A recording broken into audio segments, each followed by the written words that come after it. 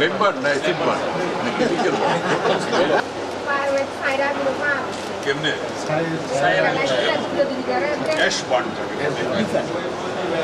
বাচ্চা দেখে রাখেন না, ঠিক আছে, ভালো হয়ে যাবে।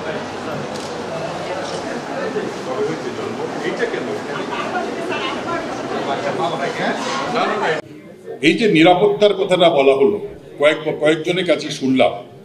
আমার মন্ত্রী হওয়ার পরে কয়েকটা ঘটনা, আমি জেনেভায় ছিলাম তখন, এই যে সিলেটে জনতাপুরে আক্রমণ হলো, আমি জেনেভার থেকে স্বরাষ্ট্রমন্ত্রী মহোদয়ের সাথে কথা বলছি, আমি বলছি যে আপনারা অ্যারেস্ট করেন, অ্যারেস্ট করার ছাড়া কোনো বিকল্প নাই।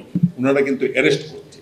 চট্টগ্রামের ব্যাপারটাও আমি বলছি, যেভাবে আমি ভিডিওটা ওনাকে পাঠিয়ে দিয়েছি, যেভাবে একটা ডাক্তারকে মানে আক্রমণ করা হলো, অপমান করা হলো, এর যদি আপনারা কোনো মানে অন্তত প্রথমে অ্যারেস্ট করেন, তারপরে দেখি আমি, তা নাহলে কিন্তু আমি চিকিৎসক সমাজকে আমি ধরে রাখতে পারবো না, ওরা রাস্তায় নামবে। এটা খুব স্বাভাবিক।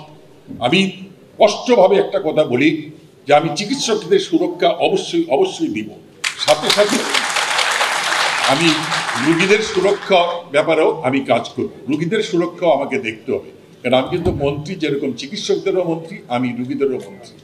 স্বাস্থ্য সুরক্ষা আইন নিয়ে আমি মন্ত্রী আসার পরে 4টা মিটিং আমি অলরেডি করেছি, এবং এটা আমি প্রতিজ্ঞাবদ্ধ, এটা আমি যেভাবেই হোক আমি এটা সংসদে পাস করব, কারণ এটা সরকার, এটা ছাড়া আর কোনো গতি আমাদের নাই। আমাদের এই মাঝে মাঝে এরকম দুর্ঘটনা ঘটবে, মাঝে মাঝে এগুলো হবে।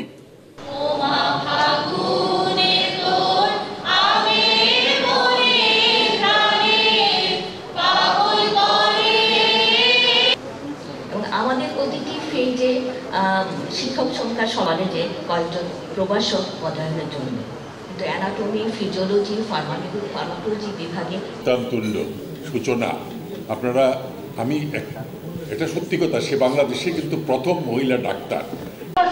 নিজেই একটা ডাক্তার দাবি করেছে, তার জন্য মেডিকেল কলেজের অস্থায়ী ক্যাম্পাস।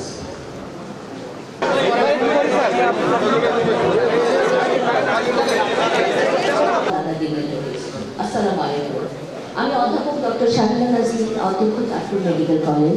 আসলে শিক্ষার্থী ভর্তির জন্য মাননীয় প্রধানমন্ত্রী নীতিগত সম্মতি প্রদান করেছে।